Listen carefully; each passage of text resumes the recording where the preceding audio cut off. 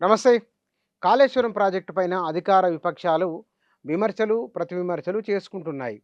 నీళ్లు ఇచ్చి రైతులను ఆదుకోవాలని బీఆర్ఎస్ అంటే నీళ్ళు అక్కడి నుంచి ఎత్తిపోయడం సాధ్యం కాదు అని కాంగ్రెస్ అంటున్నారు. ఇందులో ఎవరి ఆర్గ్యుమెంటులో వాస్తవం ఉన్నది? వీటి గురించి మనం తెలుసుకుందాం. మన దగ్గర ఓఎస్డీగా పనిచేసిన వారు గత ప్రభుత్వంలో ప్రాజెక్టులపైన సంపూర్ణమైన అవగాహన ఉన్న ఇంజనీరు శ్రీధర్రావు దేశపాండే గారు మన దగ్గర ఉన్నారు. వారితో మాట్లాడదాం. సార్ నమస్కారం. నమస్తే. ఇద్దరు ఆర్గ్యుమెంట్లు, రెండు పక్కల చెరో ఆర్గ్యుమెంట్ ఉన్నది. ఈ ఆర్గ్యుమెంట్లలో ఎవరిది వాస్తవానికి దగ్గరగా ఉన్నది? ఇప్పుడు వాస్తవం అనేది మనము ఎవరి వైపు మనం తీసుకోకుండా కూడా మనం వాస్తవాన్ని చెప్పొచ్చు. ఏది వాస్తవం అది మాట్లాడదాం. అదే మాట్లాడదాం. ఇప్పుడు నిన్న ముఖ్యమంత్రి గారు ప్రెస్ కాన్ఫరెన్స్లో అసలు గోదావరిలో నీళ్ళే లేవు, కరువు ఉన్నది, వరదనే లేదు, నీళ్ళు ఎత్తిపోసే సమస్య ఎక్కడ వస్తుంది అనే మాట మాట్లాడాడు. నిజానికి అది ఆయన అవగాహన లోపంతో మాట్లాడిండా లేకపోతే సమాచార లోపంతో మాట్లాడిండా మనకు తెలియదు, కానీ అది తప్పు.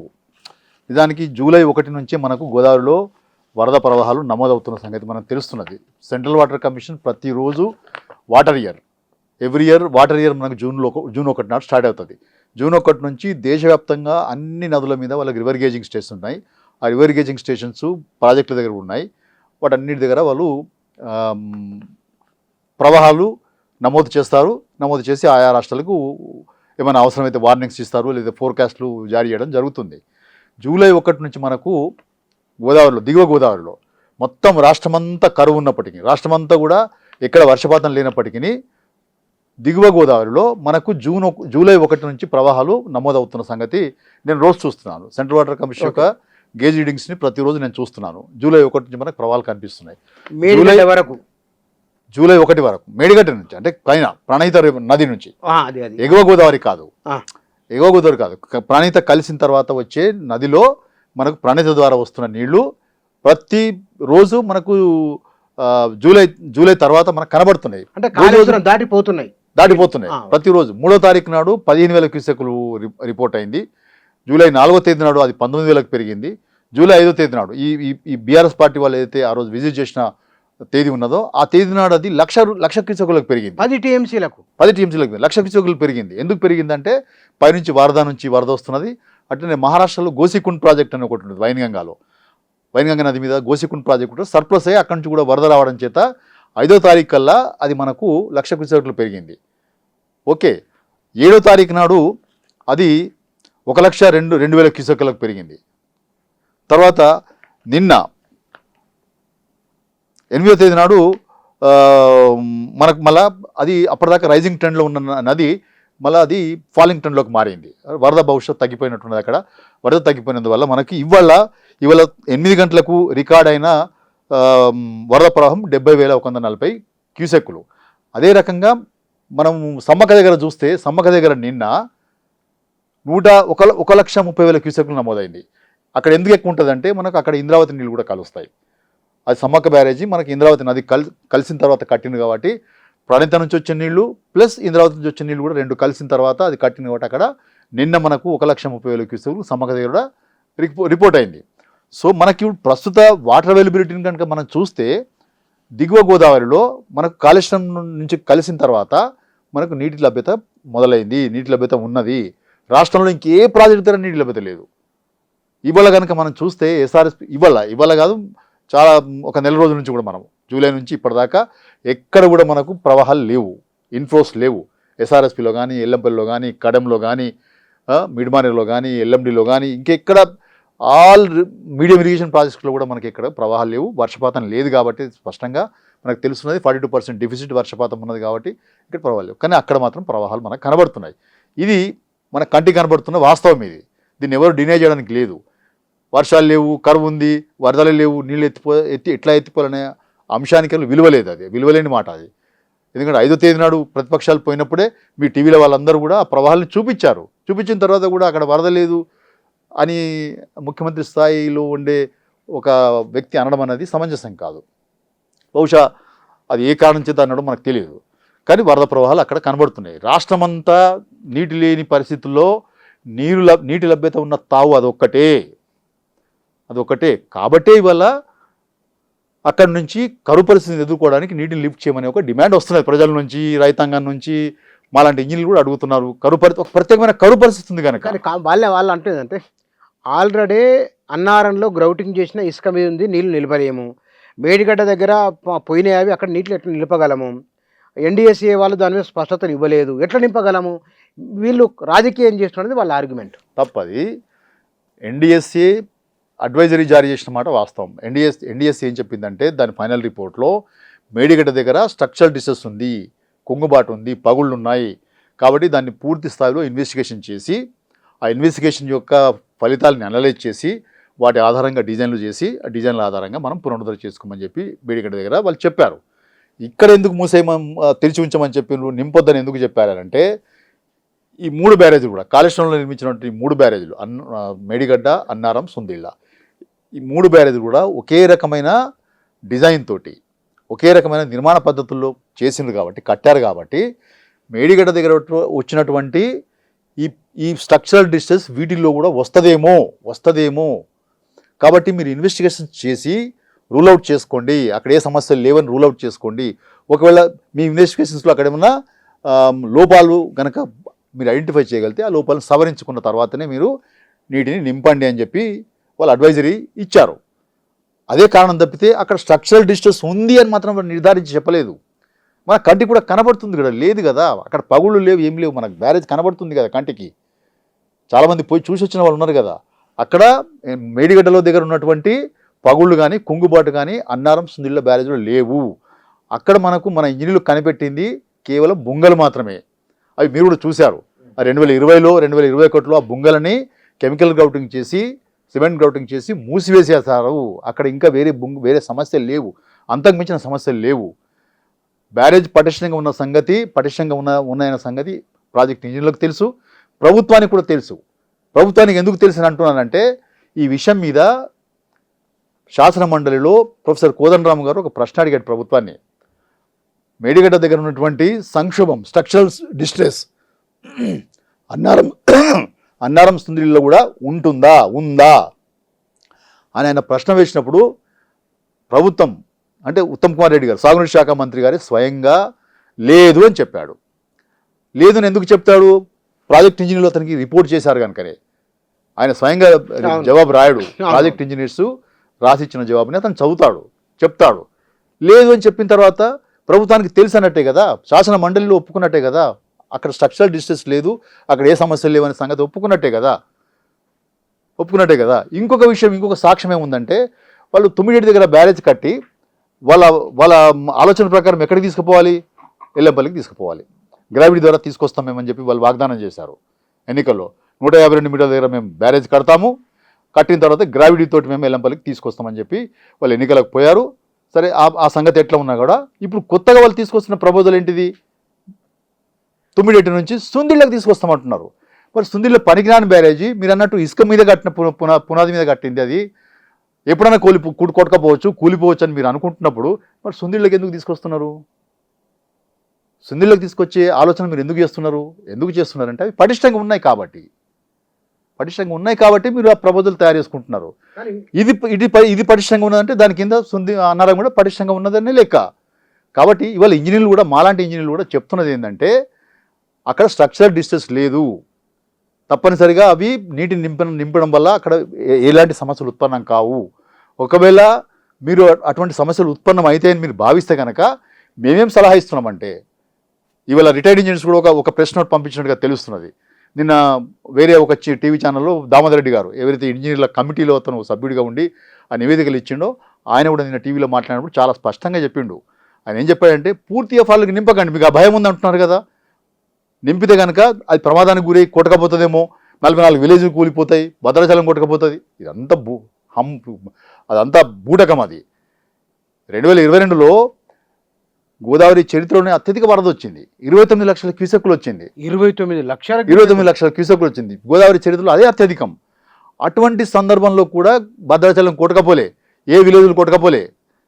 ఇక్కడ ఎంత ఉంది? అన్నారంలో 10 టీఎంసీలు, సుందిళ్ళలో 8 టీఎంసీలు. ఒకవేళ మీరు అవి నింపినందువల్ల మొత్తం 2 బ్యారేజీలు కుప్పగూలిపోయినాయి అనుకోండి, అయినా కూడా నదిలోకి ప్రవహించేది 18 టీఎంసీలే. అంటే ఇప్పుడు ప్రవహిస్తున్న దానికంటే తక్కువైపోతుంది.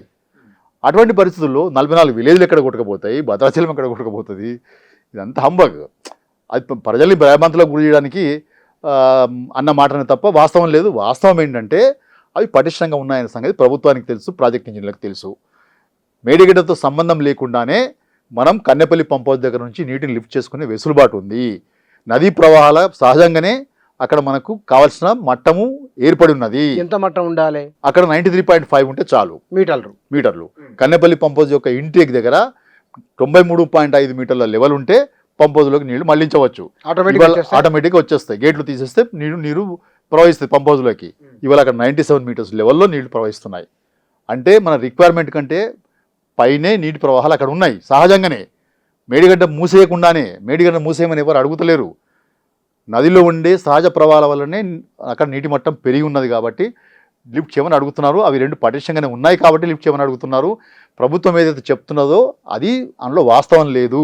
ఇక్కడ సంగతి ఇంజనీర్లు చెప్తున్నారు, బయట ఉన్న ఇంజనీర్లు కూడా చెప్తున్నారు, అందులో అనుభవజ్ఞుల ఇంజనీర్లు. సహజ ప్రవాహం ద్వారా ఈ వరద రోజులలో ఎన్ని టీఎంసీ నుండి ఎత్తిపోయే అవకాశం ఉన్నది? ఇప్పుడు దీని ప్రకారం ఇవాళ రిపోర్ట్ అయింది ఎంత ఉంది? 70,000 క్యూసెక్స్ ఉంది. 70,000 క్యూసెక్స్ అంటే మనం చాలా తేలికగా 2 టీఎంసీలు పర్ డే 2 టీఎంసీ.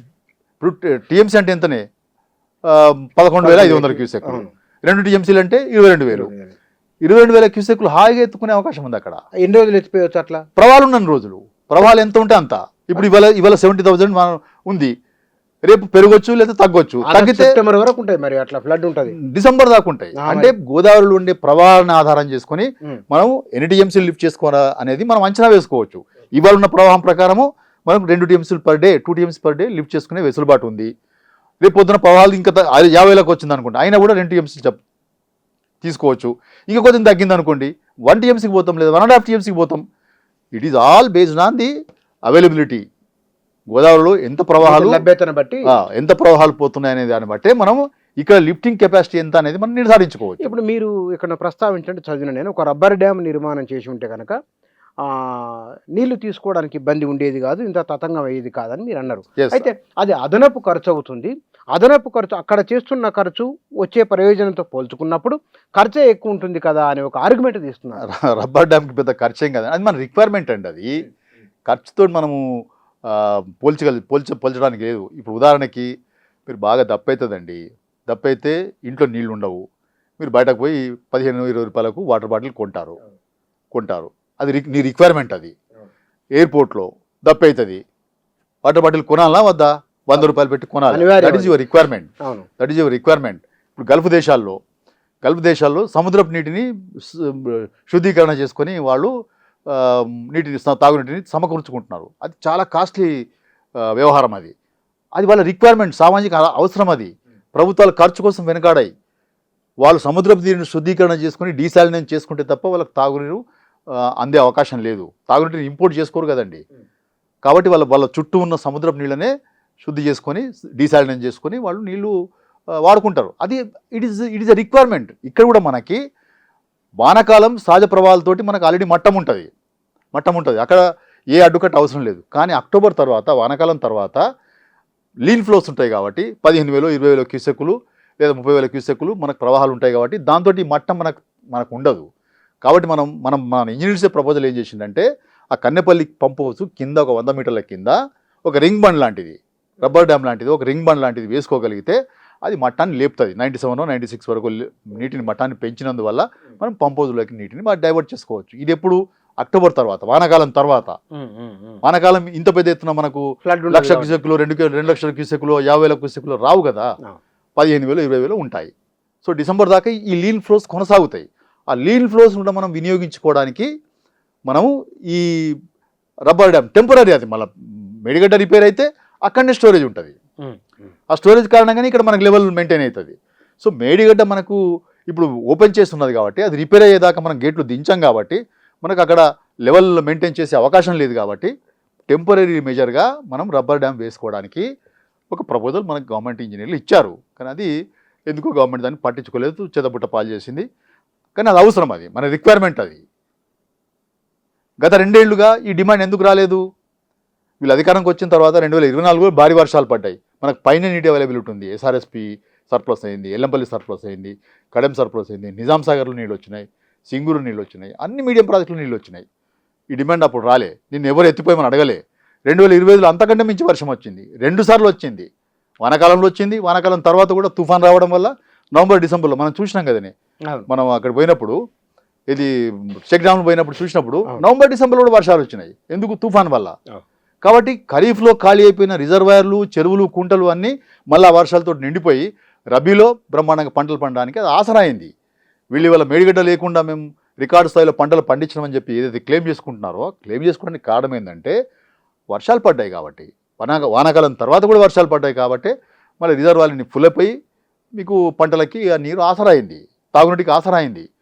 ఇవాళ ఆ సంవత్సరం కూడా మేము ఇవాళ ఎవరు అడగలే, ఎందుకు? పైన నీటి లభ్యత ఉంది కాబట్టి ఎవరు అడగలే. ఇవాళ ఒక ప్రత్యేకమైన కరువు పరిస్థితి వచ్చింది, పైన ఎక్కడ నీళ్లు లేవు, అక్కడ మాత్రమే నీళ్లు ఉన్నాయి. కాబట్టే లిఫ్ట్ చేయమని అడుగుతున్నారు. మీరేమో ఎన్డీఎస్ఏ నింపొద్దని చెప్పిందని సాగు చెప్తున్నారు. అక్కడ స్ట్రక్చరల్ డిస్ట్రెస్ లేదని మాలాంటి వాళ్ళు చెప్తున్నాము, ప్రాజెక్ట్ ఇంజనీర్లు కూడా చెప్తున్నారు. మేము ఏమంటున్నామంటే మీరు సమాలోచన చేయండి. మీరు ప్రాజెక్టులో కన్స్ట్రక్షన్లో పాల్గొన్న ఇంజనీర్లను కూర్చోబెట్టండి. బయట అనుభవజ్ఞులైన రిటైర్ ఇంజనీర్స్ ఉన్నారు, వాళ్ళని కూర్చోబెట్టండి. మార్గాలు వెతకండి, ఎక్స్ప్లోర్ చేయండి. పరిష్కార మార్గాలు దొరుకుతాయి. ప్రపంచంలో పరిష్కార మార్గం లేని సమస్యలు ఏవి ఉండవు. ప్రతి సమస్యకి పరిష్కార మార్గం దొరుకుతుంది. కాబట్టి ఈ ప్రత్యేకమైన కరువు పరిస్థితుల్లో ఆ నీళ్ళని ఉపయోగించుకోవడానికి ఏం చేయాలో ఆలోచించండి.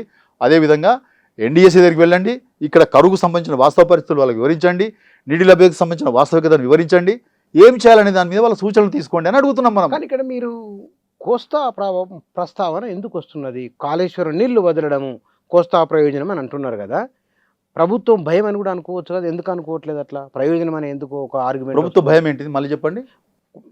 అంటే కోస్తాకు నీళ్లు ఇవ్వడం కోసమే కాళేశ్వరాన్ని మరమ్మతు చేయడం లేదు అనే ఒక వాదన చాలా ఈ మధ్య బలంగా వినపడుతున్నది. ప్రభుత్వం భయపడుతుండొచ్చు అనే కోణం కూడా ఉందేమో కదా. నేను ప్రభుత్వం భయపడుతుందనే అంశాన్ని నేను జోలికి పోను, కానీ ఇది ఎవరో చెప్పిన ముచ్చట కాదు. డెల్టా కోసమే వాటిని తెరిచి ఉంచారు అనే విషయాన్ని, అది సాక్ష్యాధారాలతో వస్తే ఈ పుస్తకంలో నేను ఆల్రెడీ మీకు ఇంతకుముందు ఇంటర్వ్యూలో నేను చెప్పాను. ఈ కాళేశ్వరం ప్రాజెక్ట్ మీద వచ్చిన విమర్శలన్నిటికీ జవాబులు రాసినప్పుడు ఇందులో నేను ఇంకొక చాప్టర్ కూడా యాడ్ చేసినాను. ఇది సెకండ్ ప్రింట్. ఇది ఈ సెకండ్ ప్రింట్లో కాళేశ్వరం మన మేడిగడ్డ బ్యారేజ్ యొక్క మరమ్మతులకు జాప్యం ఎందుకు జరుగుతుంది అనే చాప్టర్ని దీంట్లో యాడ్ చేసినాను. దాంట్లో నేను ఏం రాశానంటే, డెల్టాకి రబీ సీజన్లో లేదా ఎర్లీ జూన్లో నీళ్ళు అందడం లేదు. ఎందుకు అందడం లేదంటే, తెలంగాణ వచ్చిన తర్వాత దిగువ గోదావరిలో మేడిగడ్డ బ్యారేజ్ నిర్మాణమైంది, దాని కింద సమ్మక్క బ్యారేజ్ నిర్మాణమైంది. కాబట్టి అక్టోబర్ తర్వాత వచ్చే ప్రవాహాలన్నీ కూడా మనం ఆపుకుంటున్నాము, వాటిని లిఫ్ట్ చేసుకుంటున్నాం. కాబట్టి వాళ్ళకి నీళ్ళు అందడం లేదు, గోదావరి డెల్టాకి నీళ్ళు అందడం లేదు.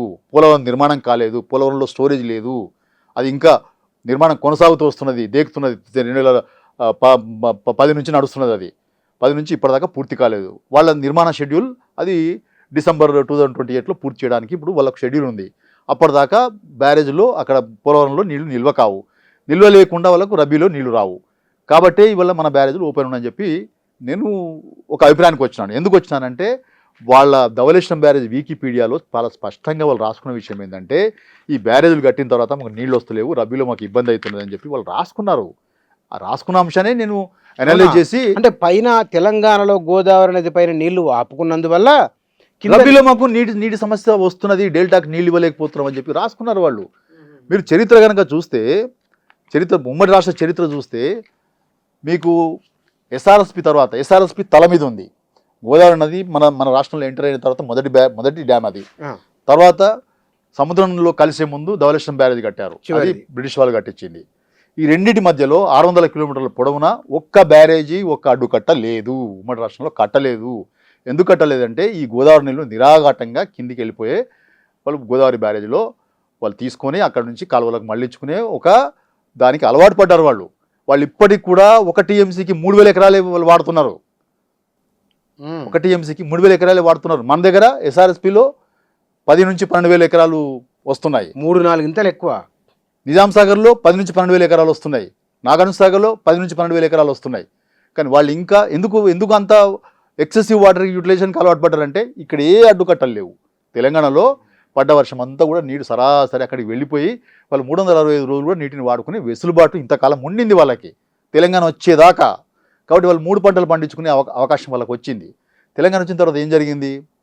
కేసీఆర్ ప్రభుత్వము బ్యారేజీలు కట్టింది, ఎస్ఆర్ఎస్పి కింద సదర్మాట్ కట్టింది.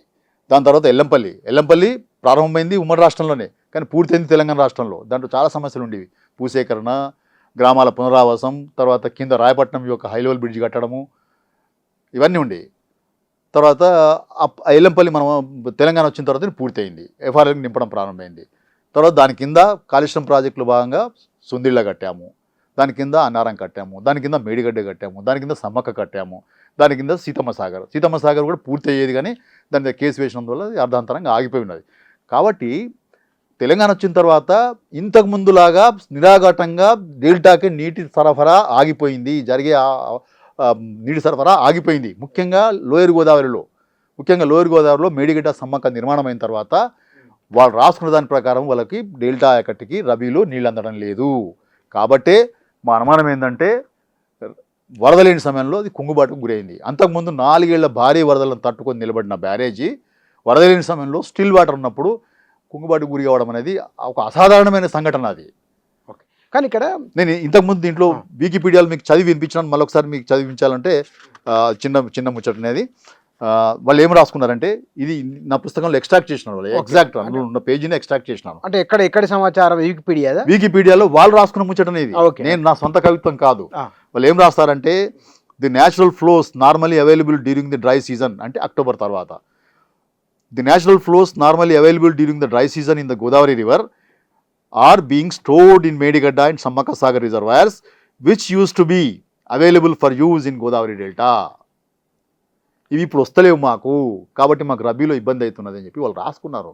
కాబట్టి పోలవరం నిర్మాణం అయితే మాకు స్టోరేజ్ వస్తుంది, ఆ స్టోరేజ్ నుంచి డెల్టాకి అవసరమైనప్పుడల్లా రెగ్యులేటెడ్ ఫ్లోస్ ఇవ్వడానికి వీలవుతుంది అని చెప్పుకున్నారు. ఇక్కడ ఇప్పుడు బ్యారేజ్ పోలవరం పూర్తి కాలేదు కాబట్టి స్టోరేజ్లు కాబట్టి మన నీళ్లు వాడుకుంటున్నారు వాళ్ళు. ఇప్పుడు మన బ్యారేజ్లు 2 ఓపెన్ ఉన్నాయి. సరే, మేడిగడ్డ దగ్గర పగుళ్ళు వచ్చినాయి, సంక్షోభం వచ్చింది కాబట్టి అది ఓపెన్ చేసి పెట్టారు. మరి సమ్మక్క అయితే నీళ్లు నిలుపుకోవాలి కదా, దానికి ఏం చెప్తున్నారు, ఛత్తీస్గఢ్ అబ్జెక్షన్ చేస్తున్నది అని చెప్పి అది కూడా ఓపెన్ చేసి పెడుతున్నారు. సో సమ్మక్క నుంచి కూడా నీళ్లు కిందికి వెళ్ళిపోతున్నాయి. ఇవాళ పరిస్థితి ఏంటంటే, మనకు 45 టీఎంసీ ఈ జూన్ నుంచి, అంటే ఈ వాటర్ ఇయర్లో మేడిగడ్డ దగ్గర నుంచి 45 నుంచి 50 టీఎంసీల నీళ్లు కిందికి వెళ్ళిపోయినాయి ఆల్రెడీ.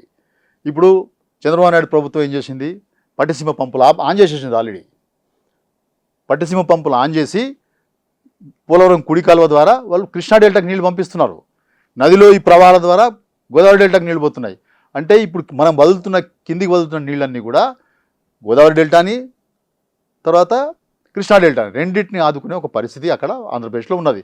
మరి అక్కడ వాళ్ళు వాడుకుంటున్నప్పుడు మన రైతాంగం ఏం పాపం చేసిందండి? ఈ నీళ్ళు మన దగ్గర నుంచి పోతున్నాయి కదా, ఎత్తుకోవాలి కదా. అవి అన్నారం సుందిళ్ళ బ్యారేజీలు బాగానే ఉన్నాయి కదా, సంక్షోభం ఏం లేదు కదా అని ఇంజనీర్లు చెప్తున్నారు కదా, ప్రాజెక్ట్ ఇంజనీర్లు కూడా చెప్తున్నారు కదా, మీరు కూడా శాసన మండలిలో ఒప్పుకున్నారు కదా. వీటి లిఫ్ట్ చేయడానికి ఏమి ఇబ్బంది ఉంది? ఒకవేళ మనం నీళ్ళే లిఫ్ట్ చేస్తే కనుక ఎన్ని ఎకరాలకు నీళ్ళు ఇచ్చే అవకాశం ఉంటుంది, ఎంతమంది రైతులు ఆదుకోవచ్చు? ఈ సంవత్సరం మనకు వ్యవసాయం మీద పెద్ద ఆశలు పెట్టుకునే అవసరం లేదు, ఎల్నినో ప్రభావం ఉంది కాబట్టి. వ్యవసాయానికి నీళ్ళు ఇచ్చే అవకాశం లేదు. కేవలం రాబోయే 8 నెలల కాలానికి తాగునీటి అవసరాల కోసం నీటిని లిఫ్ట్ చేసుకుంటే కూడా సరిపోతుంది. తాగునీటి సంక్షోభాన్ని, మనం బతకడానికి నీళ్లు కావాలి కదా ఫస్ట్. వ్యవసాయం లేకున్నా కూడా మనం ఆహార ధాన్యాలు ఇంపోర్ట్ చేసుకుని బతకొచ్చు. ఏదో దీని నుంచి అదేంటిది సామెత ఉంది కదనే, బతుకుంటే బలసాగు తినచ్చు.